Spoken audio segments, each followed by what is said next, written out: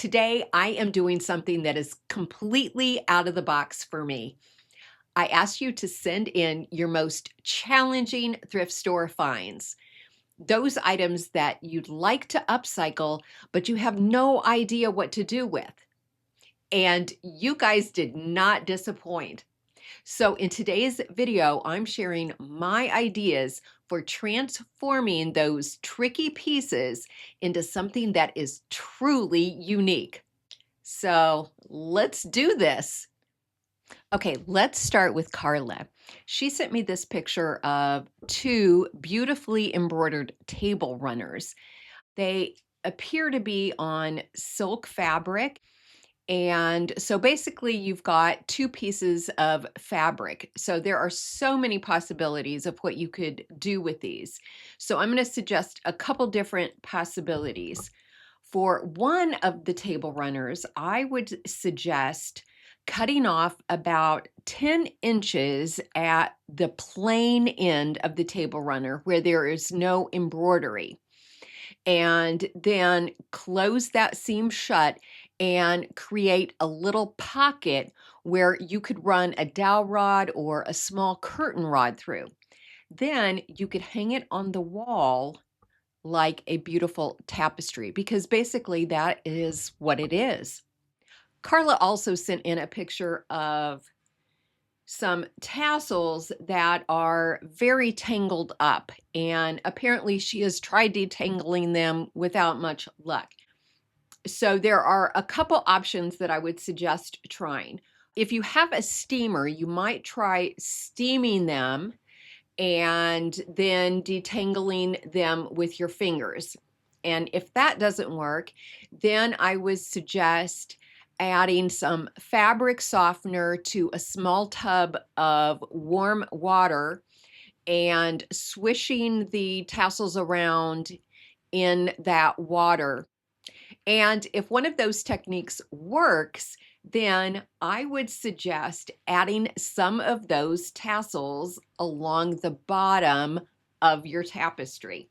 For the remaining table runner, you could use it to create a curtain valance, or you could use the embroidered end to create a small pillow, or to reupholster a small footstool, or the cushion on a chair. Or you could use the embroidered section to cover up the brand logo on a tote bag, like I did with this scrap of quilt fabric on a tote bag in a previous video. And since I'm already thinking about fall, you could also use that embroidered end to cover one or maybe two small styrofoam pumpkins from Dollar Tree, the way I did with this scrap of needlepoint in an old video. And you could add one of your tassels around whatever you decide to use for the stem in your pumpkin. All right, moving on to Deanne, who sent in a picture of this large brass wall medallion. And I have actually made some of these over in past videos, so I have a couple different suggestions for you. If you're not a huge fan of the brass, you could paint it any color and then apply white, black, or a dark brown wax to bring out the design better, and that will give you a really updated look. But if you do like the brass, and I do personally like the brass, another idea is to pound the design in the center as flat as you can with a rubber mallet, and then paint over just that middle section. And then you can take a pretty napkin and decoupage that over the painted area to create a new piece of artwork in the center. Or if you have some rub-on transfers, you could do that instead of decoupaging the napkin. Or another option is to cut out a piece of cardboard that is the exact same size as the center of your medallion, and then print out an image that you like that is large enough to cover that piece of cardboard. adhere the picture to the cardboard, and then glue the cardboard in the center.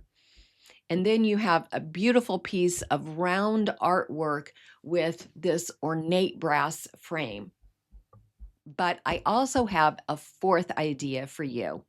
Since silhouettes and cameos are having a resurgence in popularity lately, what if you just painted the center of your frame with an off-white or a taupey color of chalk paint, and then applied a colored wax over that so that the center looks like it is made out of plaster instead of brass, and then it would look like a brass framed plaster medallion in the center.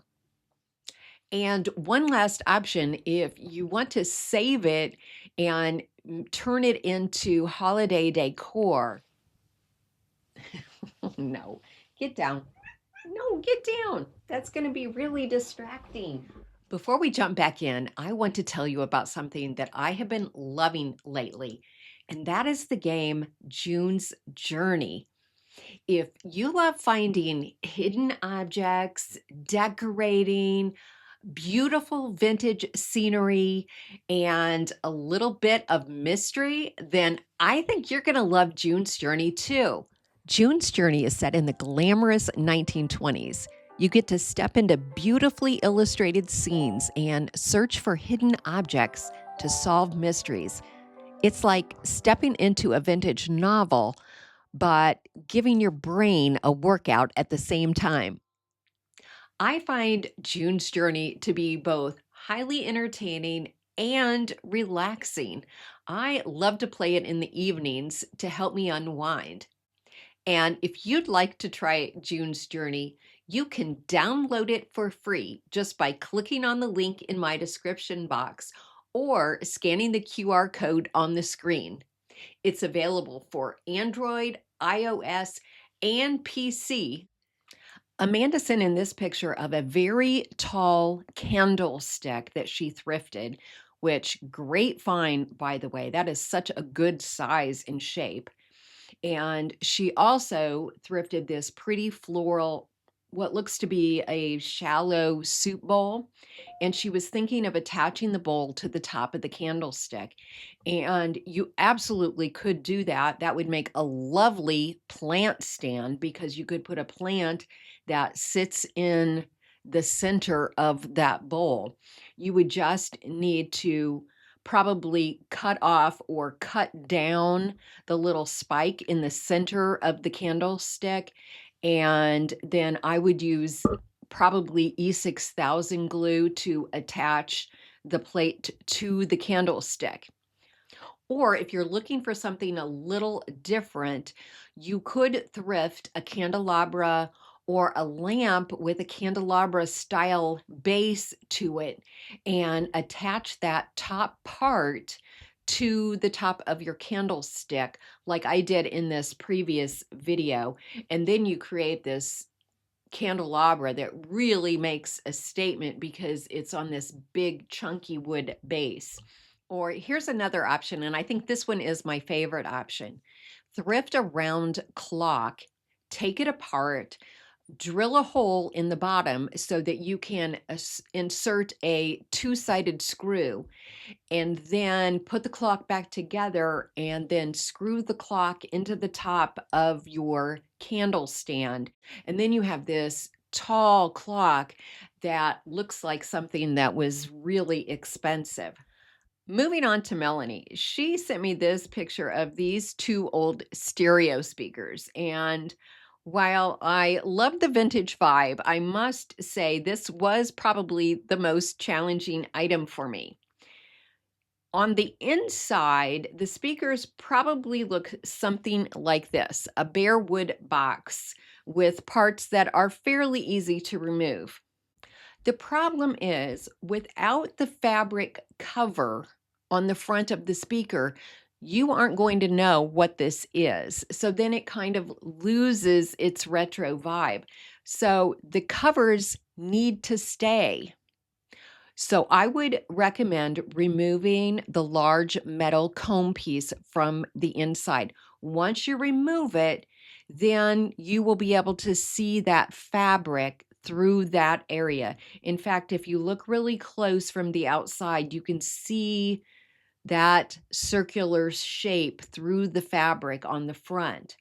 And then I would fill the box with some type of light source, maybe LED strip lights or twinkle lights. I'm not sure if twinkle lights would be bright enough because that fabric looks pretty thick, or even a small lamp if you could get that in there and then run the cord out the back. Then the speakers would be a really interesting light source. Certainly not bright enough to read by, but it would definitely create interesting ambient lighting. It's a sunny day. As for ideas for upcycling those old popcorn tins. And my favorite idea is one that I used in a previous video where I turned it into a cushioned ottoman. First, you need to spray paint your tin and your lid. Start with a good primer to make sure that you cover up whatever colorful design is on your popcorn tin. Then cut out a cardboard circle that is the same size as your lid. Find a piece of plain cotton fabric or drop cloth that you can use to cover that piece of cardboard. Apply rub-on transfers to the fabric. Place some foam or batting on the lid, then cover it with your fabric and hot glue the fabric edges to the back of the cardboard. Then hot glue the cushion to the lid. Then apply coordinating transfers to the side of the tin. Because the pattern is continuous from the cushion down onto the tin, and because the lid is cushioned, I don't think anyone will guess that this started out as a popcorn tin. If you don't have rub-on transfers, you can also decorate the tins just by decoupaging on pretty napkins. And if you're using smaller tins, you might want to add a cabinet knob to the lid. I've made a few sets of matching canisters using this technique. So Karen sent me this picture of these floral wall plaques that are already very pretty. She just wanted to give them an updated look. So I would recommend removing the mirrors from the back. I think the mirrors alone are giving it a dated look. And then I would paint the resin so that it looks less like resin.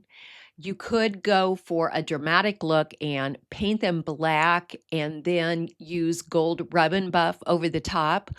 Or probably what I would actually recommend is painting them in off-white and then using a dark or a black wax over it to give it a plaster or concrete effect. And then for a fun little effect, I would take the mirrors that you have removed and I would attach some pretty scrapbook paper or wallpaper or even fabric to the front of the mirror and then reattach it to the back of the plaque so that you have a pretty pattern showing through those openings in the plaques. Next, I want to address some questions I received about upcycling clocks. Nancy sent me this picture of a square wall clock that came with a piece of beautiful convex or bubble glass. And she has tried to take it apart, but she isn't able to get the clock hands off. Nancy said the clock hands will not come off, but I have to disagree. I have never come across a clock whose hands I could not take off. And so I've zoomed in here on the clock hands.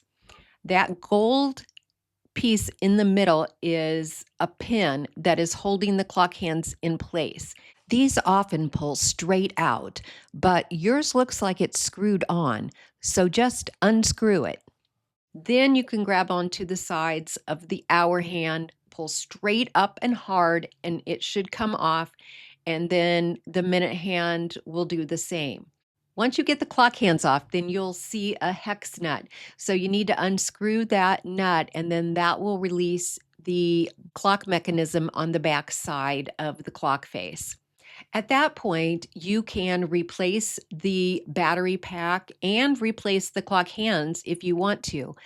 But I would not. I would not use this as a clock. I feel like it's a waste of a beautiful piece of bubble glass. Instead, I would cover the back of the clock with a pretty floral image, and then I would glue on some silk or paper butterflies onto the flowers. And then that way the 3D effect of the butterflies will really show off the bubble glass. So Debbie also had a question about a clock upcycle. She thrifted a clock that looked exactly like a clock that she owned when her children were little. And so she bought it for its nostalgic value, but she really wants it to work. So she took it to be repaired, but was told that to fix the clock would cost more than the clock is actually worth. Since Debbie indicated that she would really like to get this clock working, I'm going to recommend that you fix it yourself, and it's not going to be that hard. So if we look at the clock face, we can see that that pin, the one that I mentioned to Nancy that she needed to pull out first, that pin is actually missing on your clock. So you're just going to grab the outer edge of the hour hand, pull straight up and pull it off. Do the same with the minute hand. And then just like with Nancy's clock, you're going to see a hex nut there that you are going to unscrew and remove. Then if we look at the back of the clock, we can see that this is not a battery operated clock. So we need to get all of this off, and there are 4 screws, one in each corner. And I think that probably if you remove those 4 screws, that whole piece will come right off. So once you get that off, then you can just replace it with an inexpensive battery operated clock mechanism. You'll just put the pin of that mechanism through the hole in your clock, and then you'll go back to the front side of your clock, tighten on the hex nut, and put the hands back on. Add a battery, and she should probably work just fine.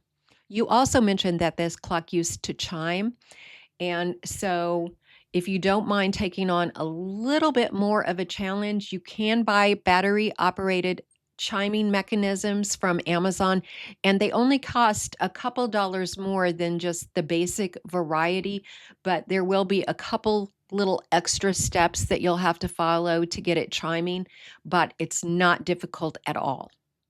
And for a finishing touch, I don't know if you have the original pendulum that came with the clock, but if you do, you could print out a picture of your children when they were little and decoupage that to the front of the pendulum. Even if the pendulum doesn't work, you could just attach it so that you get that cute little effect. And if you don't have the pendulum, you could just put a small framed picture of your children there below the clock face. Moving on to Pat, and this is another challenging one. She sent me a picture of a gas heater with a copper reflective plate inside. Now, the heater doesn't work anymore, and she currently has it staged with some greenery. So I came up with a couple ideas for this. For the first one, I would leave the copper reflective plate in there, take out all of the greenery, and just add some simple real candles that you could actually burn in there. And I feel like that would really give off some nice ambient lighting because the copper sheet would really reflect the candlelight. Another option is to take out the copper so that you have a little more space in there and actually cover the back of the heater with a pretty picture of something or a piece of pretty wallpaper. And then you could stage the inside of the heater with anything that you like, including the greenery that you have in there now.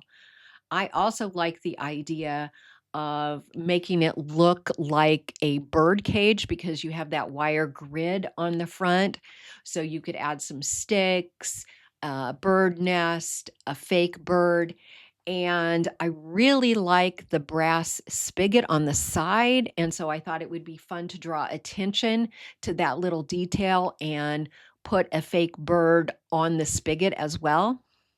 Kimberly sent me a couple pictures of some lovely architectural salvage. This first piece, I would actually just use as a shelf sitter or wall decor. It is just so beautiful on its own, in my opinion. But as you mentioned, it would make a great cookbook stand or an iPad stand or even a phone charger with your phones propped up on that little bottom ledge. But another idea, because you mentioned that you don't use cookbooks. So instead of using it as a cookbook stand, you could just display one or two beautiful vintage books on there as well. And I'm not sure, since I can't see the back, if it will stand up on its own, but you could easily attach a block of wood along the bottom on the back side so that it would stay standing up and would not tip over from the weight of the books. And the second picture has two mirrored images of salvage that probably came off of the side of a buffet or a dresser, perhaps. Also, so incredibly lovely. And I think what I would do with these is I would actually push those straight edges together and join them into one piece. Probably the easiest way to do that would just be to take a long, skinny strip of wood, a thin piece of wood, and once you push those two pieces together, put that piece of wood along the seam, and you could attach it either with tiny brad nails, or you could just attach it with wood glue. That's probably what I would do, because I just wouldn't want to risk the nails coming through to the front side. Once the two pieces are joined together, then I would add a piece of wood across the front to create a shelf. Just cut a small half circle or rectangle that spans from the outer piece of trim on one side to the outer piece of trim on the other side. And then you're going to attach that from the back using brad nails. So the brad nail is going to go through the back, through the trim, into the piece of wood.